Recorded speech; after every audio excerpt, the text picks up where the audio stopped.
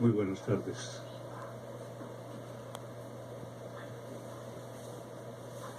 Aunque no es de mis aficiones, el deporte ni el periodismo deportivo, siempre admiro mucho a los deportistas. Después de conocer al gran campeón Carlos Arturo Rueda, que fue colega de trabajo en el noticiero 24 horas. Después por allá anduvo Javier Hernández. Esto como tarjeta de presentación para ustedes. Me han pedido hablar sobre la ética del periodismo deportivo. Y desde el momento en que tuve el primer contacto para esto, me ha perseguido una imagen, que es como la imagen que resume lo que se puede llamar la ética del deporte. Esta imagen corresponde a las Olimpiadas del 2009. Allí una atleta rusa, Elena Isinbaeva, yo no sé cómo hacían ustedes para pronunciar eso, perdonen mi mala pronunciación en ruso. En el momento en que ella curvaba la pértiga en un impulso hacia el tope, donde se señalaba el máximo nivel alcanzado en Olimpiadas anteriores. En las pantallas aparecía la cifra contundente, como un reto. Los espectadores no sabíamos qué pasaría y nos preguntábamos, ¿sobrepasará el tope? ¿Logrará llegar a la altura a la que nadie ha llegado? Las preguntas se nos interrumpieron. El mundo deportivo había quedado en vilo al verla ascender, sobrepasar la barrera, llegar a los 5,6 metros y caer en la arena. Lo había logrado. Al principio hubo un silencio de pasmo. Después vino el estallido, besos, abrazos, aplausos. Un júbilo desbordante recorrió al mundo. No había duda alguna. Esta mujer había roto una barrera. Con su garrocha había alcanzado una altura como nadie antes en la historia del deporte lo había hecho. Todos nos sentíamos uno con ella. Éramos en ese momento la humanidad que ganaba sus más altas metas. De ser reconstruido ese momento, porque es la experiencia humana que más vivamente representa la naturaleza de la ética. Y aquí es donde comienzan las preguntas. ¿Por qué se parece esto a la ética? Sé que lo más común es el pensamiento de que la ética consiste en ese proceso, una norma dictada, una norma recopilada en un código y una norma cumplida o incumplida. Por eso lo común es hablar de la ética como obediencia a un código. De la misma manera que un código de tránsito o el reglamento que los árbitros aplican a los jugadores en la cancha. Pero amigos, la ética es mucho más que eso. Desborda toda la posibilidad de un código. Es un impulso como el que llevó a la deportista rusa a la altura donde se rompió un récord. Y todos saben que estamos a la espera de que alguien supere ese salto, porque creemos en ese impulso.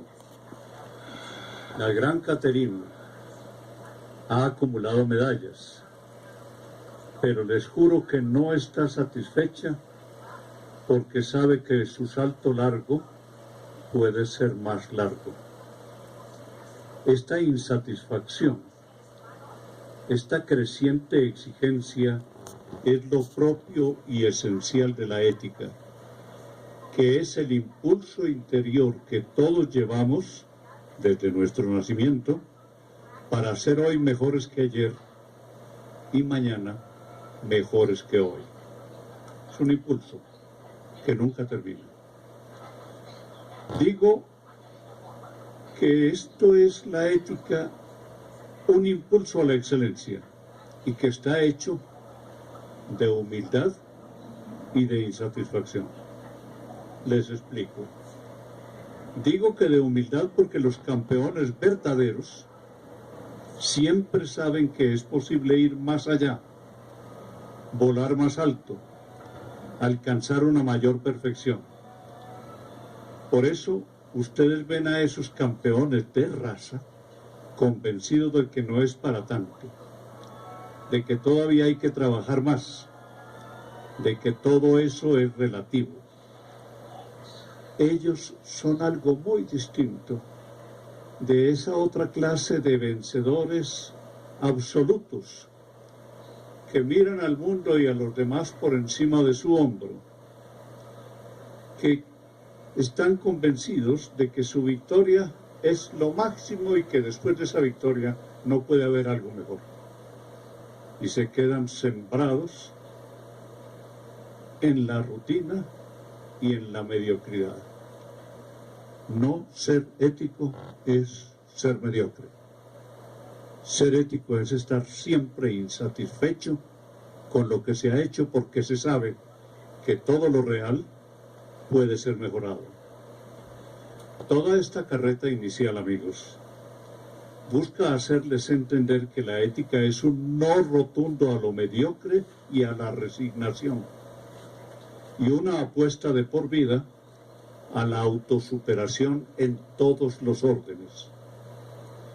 Planteado así nuestro tema, afrontemos la pregunta principal. ¿En qué consiste la excelencia del periodismo deportivo? Ese calificativo de excelencia no viene de afuera. Quiero decir que ni los premios, ni la palmadita en el hombro que nos dan editores, directores o colegas, nada de eso conforma la excelencia. Esas apenas si son apreciaciones empíricas que intentan aproximarse a una realidad que solo puede ser vista y calificada desde el interior de cada persona. Uno es excelente cuando tiene la certeza de que le ha dado un sí a la propia naturaleza. Sé que acabo de formular una insoportable abstracción que no resuelve nada. Por eso, permítanme retomar el término naturaleza, que según los diccionarios es lo que uno trae puesto al nacer. Eso es la naturaleza. Está emparentada con un verbo latino, nasci, que es nacer. Todos nacemos con ese impulso a ser mejores. Es pues contrario a la naturaleza quedarse como uno es. Obedecer a ese impulso de querer ser mejor contraría esa vocación a la resignación con lo que uno es. Sigue ese impulso quien no se resigna, quien cree que toda realidad puede ser mejorada, quien siempre busca no su ser, sino su deber ser. Como ustedes pueden concluir, la ética hace de las personas unos seres insatisfechos y convencidos de que lo real nunca es perfecto, porque toda realidad debe ser mejorada. Y esto a partir de la propia realidad personal. Comienza su día una posición ética quien, como punto de partida de su rutina inicial, hace una autocrítica del día anterior. ¿Qué faltó en ese trabajo? ¿En qué acertó? ¿Qué puede hacer mejores esos aciertos? Son preguntas que parten de un supuesto.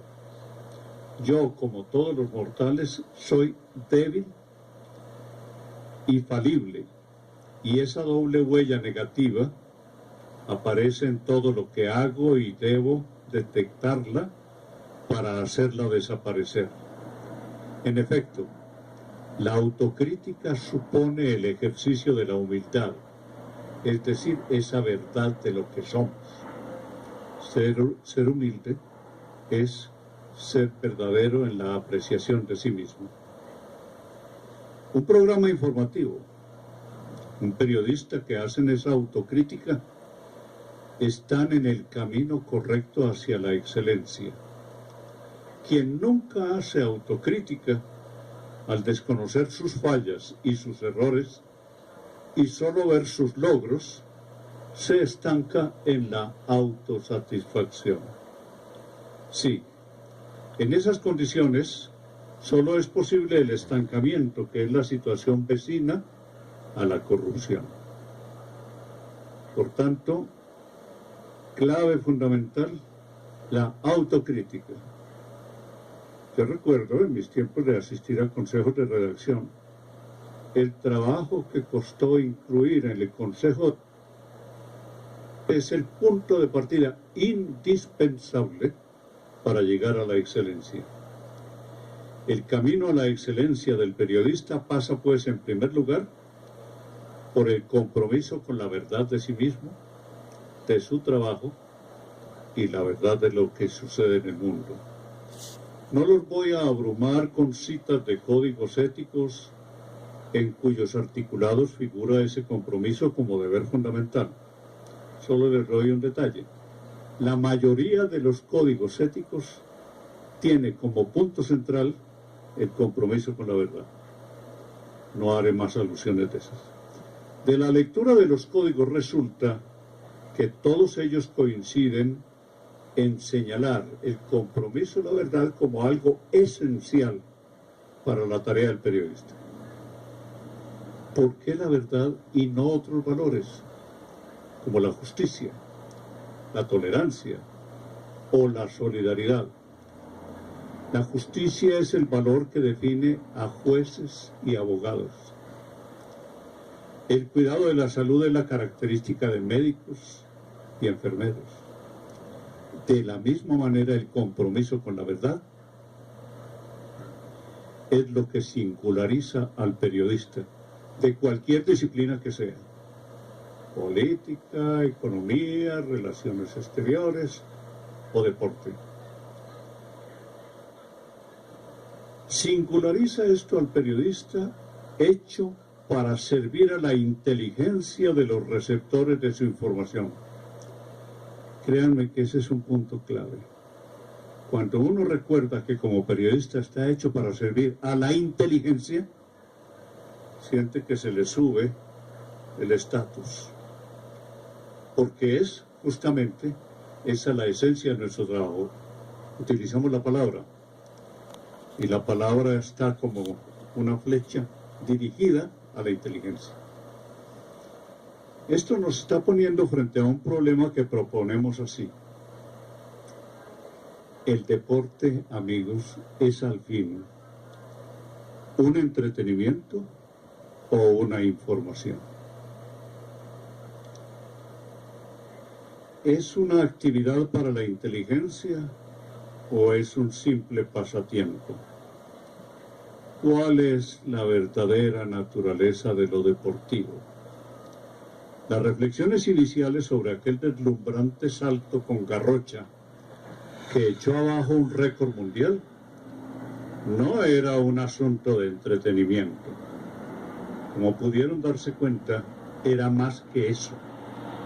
De la misma manera podemos examinar la actividad de otros campeones, o la que desempeñan los profesionales del fútbol, o de cualquier otra actividad deportiva. La de ellos es solo un entretenimiento. Cuando los tenemos delante y observamos su vida dedicada por entero a la actividad deportiva, podemos entender que para ellos no es un simple entretenimiento. Para ellos es su vida, una vida dedicada a poner en evidencia una posibilidad humana. Si ustedes me urgen, el deportista también pone al descubierto la dimensión lúdica de la vida, esa que escapa al imperativo utilitario o simplemente racional, y propicia el encuentro, la alegría, el júbilo alrededor de una cancha, de unos humanos que a cielo abierto conviven, se alegran, se sorprenden y viven la fiesta. Esto es lo que puede estimular y poner en evidencia un periodista deportivo capaz de superar la visión facilista del deporte como un entretenimiento.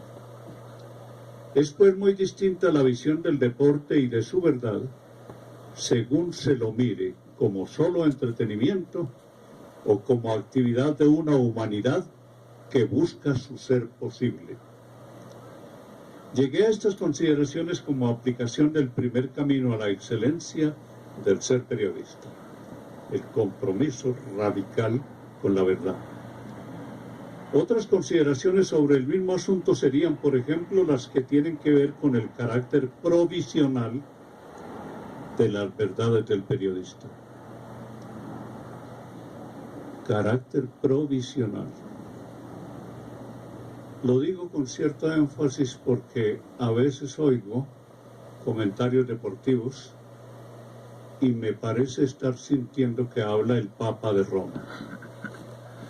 Dogmáticos, infalibles, últimas palabras. Y la verdad del periodista siempre es una verdad provisional. Esa provisionalidad implica el deber de buscar siempre la verdad. Y como una obligación impuesta por la humildad y por la convicción de que no hay verdades absolutas. La verdad absoluta, el dogma, las últimas palabras entrañan dos peligros. Cuando alguien apuesta a una verdad definitiva, deja de buscar, porque la verdad que tiene es la definitiva. Por consiguiente, se libera a sí mismo del deber de buscar, de investigar, de escudriñar, y se refugia en la arrogante posición de los poseedores de verdades inmodificables. El otro peligro es que con las verdades absolutas crece el peligro de la violencia. Para las barras bravas esa verdad es la del equipo que los fanatiza. Esa es la única verdad. La de los otros, eso no vale. Solo vale la verdad de su propio equipo. Fuera de esa verdad no hay salvación.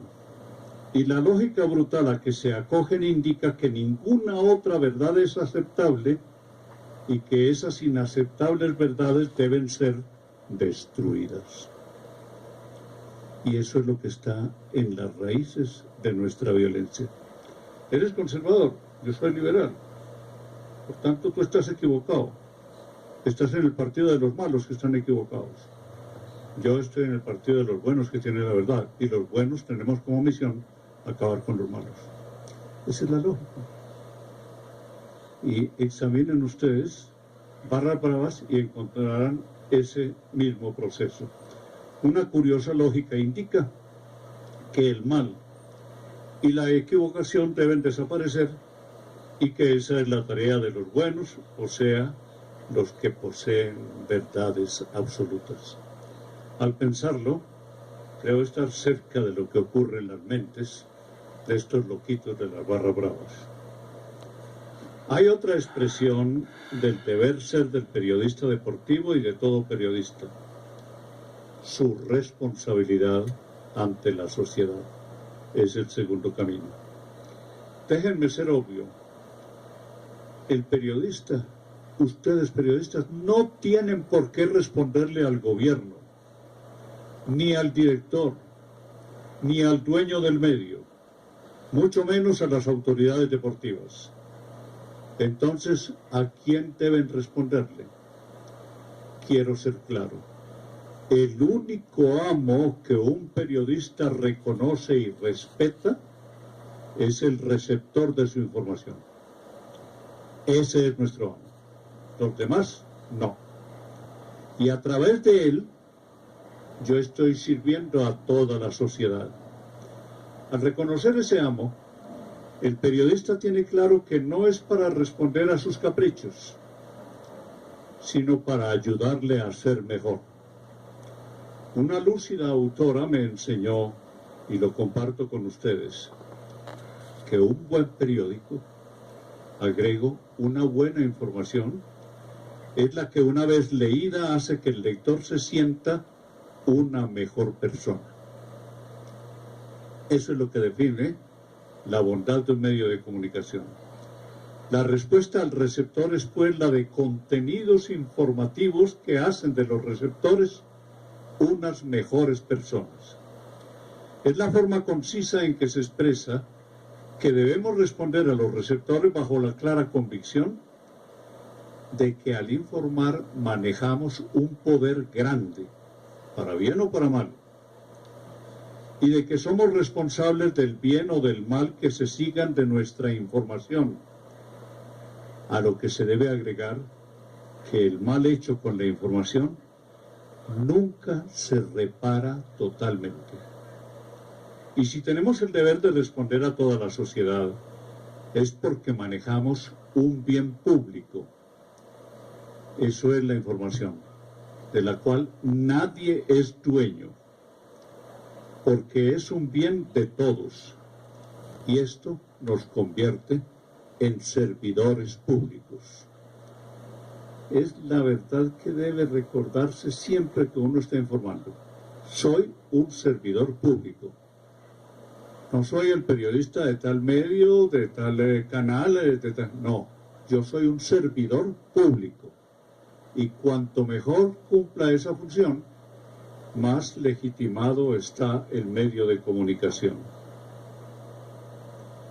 No tenemos el rango de funcionarios, por fortuna, ni entramos en su estructura jerárquica, ni en su escala salarial, pero como ellos, y a veces más que ellos, hacemos nuestro el bien público. Nos convertimos en sus defensores. Promovemos las actividades que tienen que ver con el bien público.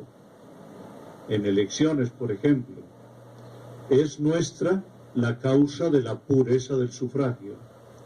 Entre las múltiples tareas que nos ocupan, el potencial educativo de las noticias nos concierne para activarlo, porque esa es nuestra responsabilidad. Me viene a la cabeza en este momento un redactor deportivo en estos momentos que está viviendo el país. ¿Qué papel tiene que cumplir? Únicamente dar el registro de los eventos deportivos. Todos sabemos que toda noticia tiene un potencial educativo. Y este país enfermo de violencia está necesitando una educación para la reconciliación. Y el campo deportivo sí que se presta para eso. Aunque trabajamos desde empresas privadas, lo cierto es que ejercemos una función pública y respondemos ante toda la sociedad. Cambian la actitud y los conceptos profesionales cuando se llega a la idea de que el periodismo que ejercemos no está al servicio de un grupo, de una empresa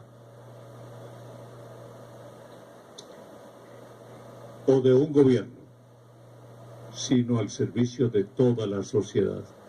Ahí sí que hay una clave. Se eleva la categoría de la profesión y se hacen más ambiciosas sus miras cuando estamos convencidos de que estamos sirviendo a toda la sociedad. Debo agregarles otro valor necesario para completar este perfil del periodista, sea deportivo o de cualquier otra especialidad. Me refiero al valor de la independencia. La excelencia profesional está ligada a la independencia personal. Nunca un periodista que depende del dinero, de los poderosos, de su imagen, de sus intereses, de sus miedos, nunca podrá llegar a ser excelente. La excelencia implica independencia. Ahí ven la composición de la palabra. Ruptura de todas las dependencias. Por eso la excelencia personal y profesional comienza a construirse cuando uno rompe con las dependencias.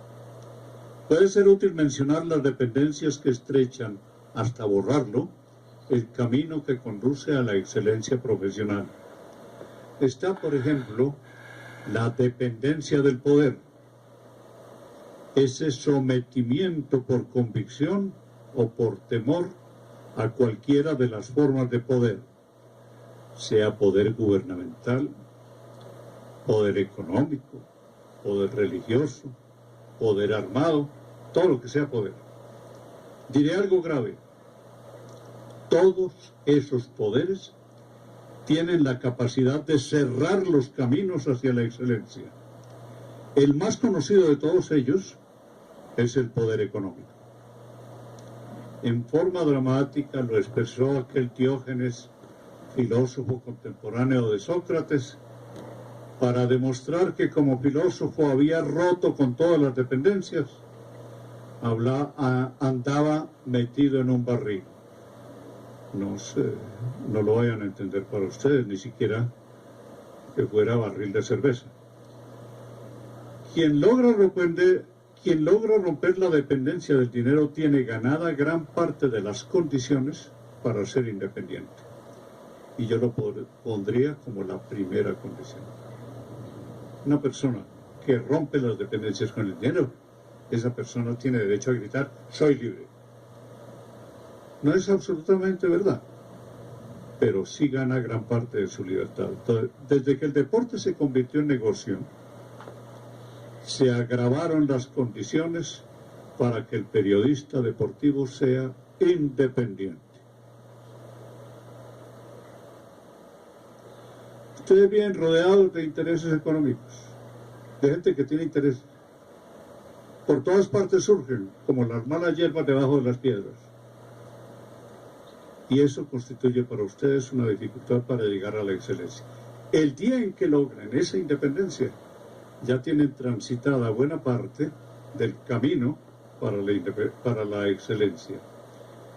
Limitan también la independencia los factores que estimulan el miedo, o los que van ligados a los intereses personales, o a los de grupo, o a los de instituciones. Aquí me pregunto, ¿por qué este carácter de indispensable que tiene la independencia? ¿Qué es lo que tiene? Debo afirmar que la independencia allana el camino para llegar a la verdad. Y aquí se conecta con el primer camino. Uno no llega a la verdad si está dependiente. El que está dependiendo de la platica que le dieron de tal compañía, de tal empresa, ¿va a ser capaz de decir la verdad sobre las bellaquerías que se hacen en esa empresa? No. Le cerraron la boca con dinero. Debo afirmar, pues, que allana el camino para llegar a la verdad. Cuando desaparece la independencia y aparecen las dependencias, es imposible llegar a la verdad. Encontrarla se nos vuelve una misión imposible. Hay que agregar que aún teniendo la verdad de algo, el periodista dependiente carece de credibilidad. A ver si esto les queda claro. No basta que uno tenga la verdad. Es necesario que se la crean. ¿De qué te vale tener la verdad, la chiva más espléndida, si dados tus antecedentes cuando la cuentas? ¿Y quién le está pagando a eso para decir eso? Son dos factores que están entrelazados: la verdad y la credibilidad. La relación del periodista con la verdad y su función de servidor de la sociedad a través de la información desaparecen cuando está cuestionada la independencia del periodista. Por eso bien se dice, no basta ser independiente, hay que parecerlo. Tan delicada es esta relación que se puede afirmar que la credibilidad del periodista, lo mismo que su ejercicio profesional, dependen de esa independencia.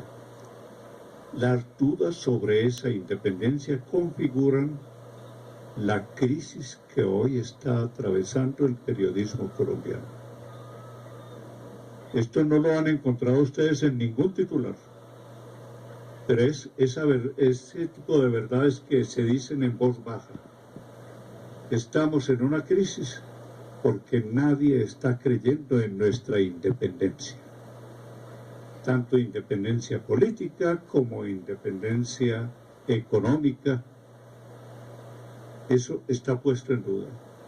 A partir de los negocios que se atribuyen a conocidos periodistas con importantes empresas de petróleo, de distribución de autos, agencias de publicidad y firmas comerciales con las que se intercambian favores, se ha difundido la idea de que detrás de informaciones de interés es posible detectar la presencia de alguien que paga. Cuando esta sospecha se generaliza, la credibilidad del gremio periodístico está severamente comprometida.